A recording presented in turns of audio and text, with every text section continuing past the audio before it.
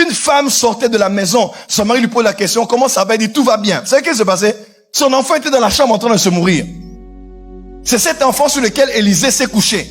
Et qu'est-ce qui s'est passé? L'enfant est mort. Mais avant de mourir, l'enfant disait quoi? Ma tête, ma tête, ma tête, ma tête. Et après la tête, c'était le corps. Après le corps, l'enfant a rendu l'âme.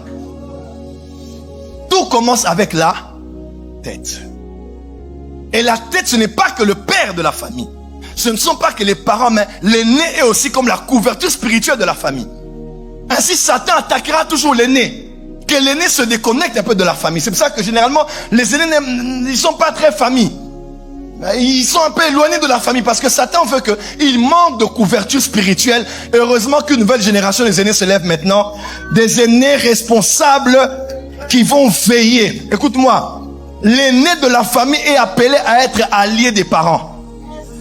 Tant pour l'éducation des autres que aussi pour la couverture des responsabilités spirituelles.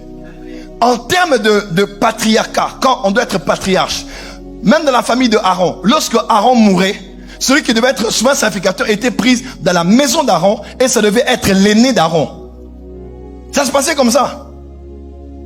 L'héritage passe du père au fils, mais au fils aîné.